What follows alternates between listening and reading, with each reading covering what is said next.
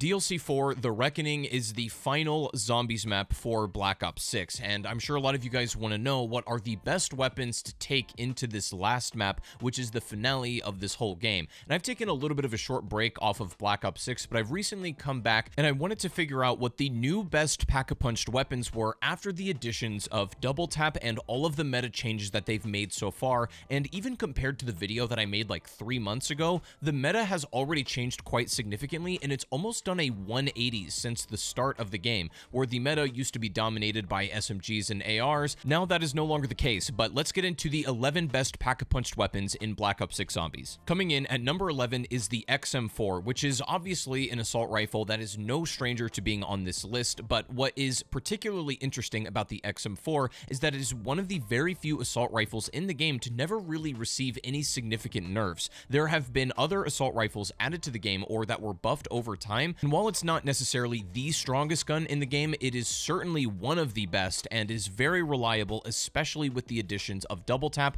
making this incredibly powerful, but also the new G-grip attachment, which I think is actually the secret sauce to this weapon now, as double tap, even having deadshot, adds a ton of recoil to your weapon, and this is a good way to stabilize it. The G-grip makes this weapon feel really nice, extremely consistent in boss fights and across all ranges, which is also important. It's just a fantastic all-around selection. Moving on to number 10 is the GS45 pistol, which, has been a consistent top 10 as well in virtually all of these lists for good reason. It is practically a wonder weapon on its own, but I have changed the build a little bit because it seems like with the most recent updates to Black Ops 6, they've actually enabled rapid fire to make a difference in this weapon, because when it was pack-a-punched, there was a moment in the game where that actually didn't apply to your rate of fire. It essentially did nothing, but it appears they've recently fixed the rapid fire not really affecting the weapon, and it's not a massive difference, but between double tap and rapid fire, this is an exceptional weapon that absolutely, blows up elites and special enemies alike.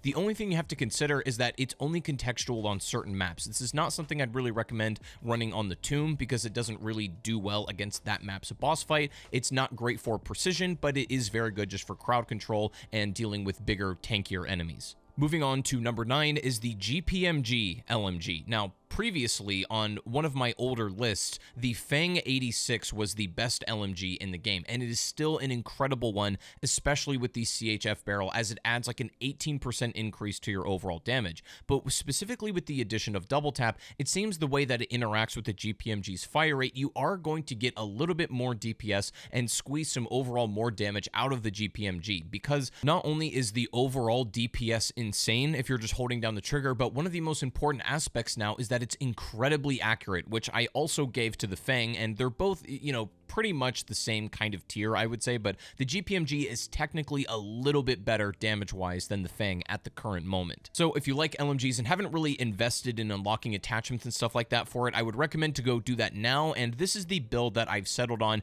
that I feel like is the most effective, and I would absolutely recommend an optic because the iron sights are ugly, and I'm not even gonna lie about that. They're almost unusable, so please put some kind of sight on here. It'll help you hit headshots and criticals way easier. And very quickly, before we go any further, I want to thank the sponsor of the video. Elorado is an amazing service that's essentially a one-stop shop for all things digital goods and virtual items for your games. This site is also so incredibly easy to use, and there have been times when I'm trying to buy a gift card for like a different region to play a game early or something like that, and they're always so convoluted and not very user-friendly, but that's not the case here. Elorado allows you to buy in-game currencies, accounts, in-game loot, boosts, gift cards, and so on in all one very easy-to-navigate place. It's supported by highly trusted sellers and secure transactions, and you can use my link in the description to ensure that you get a discount when using the site. So if you ever need that flight to New Zealand, if you know what I'm saying, you can use the link below and check out Elorado today and to get a little bit of a discount off your digital goods. Thank you so much to Elorado for sponsoring the video. Now back to your regularly scheduled program. Moving on to number 8 is the Krig C, yet another assault rifle that never really got nerfed in any significant way and has still remained at the top of the meta and extremely competitive. I've only altered the build very slightly, and it's mostly to mitigate for recoil. It does have a little bit of vertical recoil that I feel like I'm consistently having to actively pull down whenever I'm firing on the weapon, so as long as you're okay with handling that, then you can hit criticals very consistently, and it's just an overall extremely solid pick. Very good mobility, the extremely solid ammo reserve, so this really doesn't have any weaknesses. It's essentially just a different flavor of the kind of build that the XM4 is. It's really just personal preference of what you would like to use better at the end of the day, but either the XM4 or the Krig are some of the best ARs in the game for sure. Coming in at number 7 is the DM10 Marksman Rifle. I've always been a big fan of this weapon. It is one of the most unique in the game, and that's because of its binary trigger effect, which, for those of you who are not aware, it means it fires a bullet when you press your button in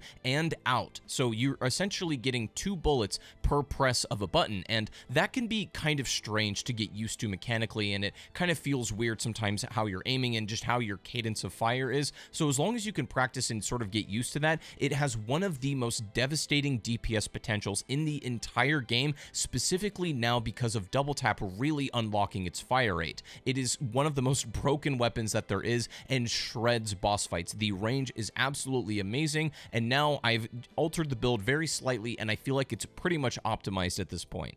Moving on to number 6 is the AS Val, the final assault rifle on this list, and it's actually one of the most difficult ones to use, I think, because of its rate of fire, specifically with the addition of double tap. It can be one of those weapons that actually feels unwieldy to use, and you might consider taking off rapid fire and putting on recoil springs instead to get a little bit more recoil stabilization so you can hit your shots. It's obviously, you want to crank that rate of fire up as much as possible for a higher theoretical DPS, but at a certain point, it's almost too fast, and you have to be careful about how you use the AS Val. It's one of the more tricky weapons to kind of get a good handle on, but once you get a feel for it, it's obviously one of the best weapons in the game and is by far still the best assault rifle. It does great damage numbers on paper and can be very practical as well when used correctly. Coming in at number 5 is the dual-wield Graova pistols. I told you that the meta of this game has done a complete 180, and the Graova was actually one of the worst weapons in the game for a very long time. But with this build in particular, it's a very ugly looking gun. I'm not gonna lie, it's quite hideous to look at, but it has an amazing ammo capacity when you actually put it together, and more importantly, it has amazing DPS now. But it is very theoretical, and I will say that the Graova has a ton of vertical recoil that might make it feel difficult to hit shots anything outside of like 10 to 15 meters, or rather that's about 50 feet in freedom units. In any case, I will say I have a little bit of a hard time with the range when it comes to the Graova, so there are certain maps and situations and even boss fights that I don't really recommend it in. You have to be very close to your target to get the most amount of damage that you can out of it, but anything up close, if you're going to be fighting in close quarter situations, it is amazing. So if the final map in Black Ops 6 ends up being a small close quarters map, this could be one of the best weapons to take into that, but just keep that in mind. Coming in at number 4 is actually the Barrett, or the AMR mod 4, a previous top 1 for me for very good reason. It's still in my top 5, and it's kind of an odd weapon because it is a sniper rifle, and it's very like situational for a sniper to be this good of a weapon. And I would say that it's a very specialized kind of niche weapon, but I don't really think that's true. You can treat it almost like anything. It's like a shotgun, it's a sniper, it's an AR, for God's sake. Like, this thing is essentially good at everything. It's amazing at precision, and it's actually very good at crowd control, because once you actually pack-a-punch it, you get a massive increase to your rate of fire. I'm not gonna lie, it's kind of trash before you pack-a-punch it, but even with double tap and the unlocked rate of fire you get, this thing becomes an absolute demon. I think you can legitimately take this into any scenario in Black Ops 6 Zombies, and it's going to do just fine. That's why I rank it so highly, because this is something that will truly never be dethroned. And this is the build that I'm going to recommend. It allows you to be versatile while still outputting a lot of consistent damage, and I think having an up-close range scope is probably the best idea for its practicality. Getting up to our top 3, the first one we have is the brand new Olympia shotgun, which, classified by Black Ops 6 itself, is not a shotgun for some reason. This is technically a special weapon, and pretty much all of the special weapon categories in BO6 have been fairly solid at one point or another in Zombies. Some of them have gotten a bit nerfed, but for the most part, they're all pretty good, and the Olympia is certainly no exception. It is an amazing shotgun, especially when pack-a-punched. Keep in mind, its upgraded version still only holds 4 shells. shells, which isn't a lot, so you are going to be reloading a ton. That's also why I recommend pairing it with double standard, obviously, but most specifically the Speed Cola augment that allows you to reload faster, because you're going to be reloading a ton if this is your only primary weapon. However, you are going to be dispatching elites and special enemies within 1 to 2 shots max, even very close to the health cap. So the damage is not a problem with this. The range is also a little bit better than what you'd expect. There's only 2 attachment options for it as well, which make it look a lot less like the classic Olympia, but are pretty much objective upgrades to its overall performance. So I would recommend ranking it up and putting these ones on. Our last 2 here today are some very unexpected picks. Coming in at number 2 is the Strider 3-round burst akimbo. This weapon is amazing. Now, the Strider already had like decent damage when it was just its original form, using it as a single weapon, and it's good with that, but the 3-round burst that got recently added as an armory unlockable, it makes this weapon truly fantastic. Now, it feels very similar. A lot of people compare it to the B23R from Black Ops 2, or maybe even the RK5 from Black Ops 3, but those weapons weren't particularly powerful bullet-wise. That's not the case with the Strider. This boasts some of the highest damage numbers in the game, if not the highest theoretical. But that's always the thing, right, is that theoretical DPS can be very different to practical in-game use. But I wouldn't recommend this weapon if it was theoretically good, but not in practice good. I've battle tested this weapon, and I would absolutely recommend it. Maybe take it into DLC 4 if you like using, akimbo pistols and stuff like that, because they are truly fantastic in virtually every situation and do a lot better at range than you're probably going to anticipate. The only real downside, I think, is you're going to be running to ammo boxes quite frequently, and maybe a little bit too much for some people's likings, because it doesn't have a ton in reserve, and that's really the only drawback I can particularly think of. But otherwise, this one really impressed me. It absolutely shocked me, and it's the 3-round burst mod specifically that takes this from a very kind of like decent but mediocre weapon to absolutely top tier. But finally, our top tier, the best weapon in the game, is something very unexpected. In a crazy, unexpected turn of events, the best gun in Black Ops 6 Zombies now, hands down, without a shadow of a doubt, is the Malstrom shotgun. Do you remember the one I told you to stay the hell away from and just keep far away from the shotgun because it was by far very inferior to the ASG and even the pump shotgun? Well, somebody at Treyarch probably saw that video and went bet, and they went in and they tweaked a few numbers, and now the Malstrom by far blows both of those shotguns and even the Olympia kind of out of the water when it comes to its overall effectiveness. This gun was absolutely stinky when it was first introduced, and I said this is not worth using,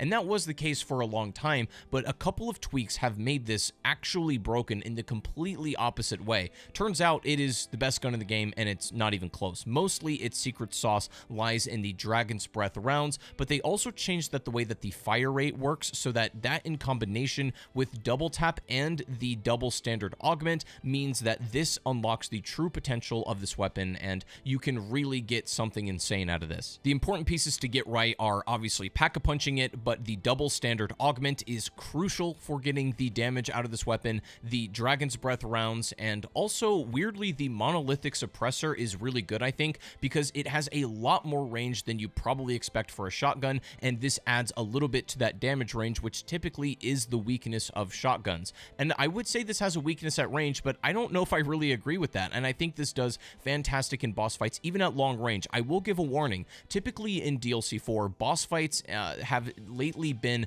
things that are far away, and you want precision weapons to be able to hit things with. So the Malstrom might not be the best weapon for this boss fight. I guess we'll have to see. But, you have plenty of other options like the AMR mod 4 for something very long range and precision. But for the most part, and even just killing zombies, the Malstrom shotgun, it's the best gun in the game by far, and it's honestly not even close. So anyways, thank you guys for watching. I hope this helps for DLC 4 Reckoning. Just leave a like on the video, subscribe if you're new, and I'll have plenty of content for you coming out with that brand new map and Black Ops 7. So make sure to subscribe, and I'll see you guys very soon. Thank you for watching. Peace out.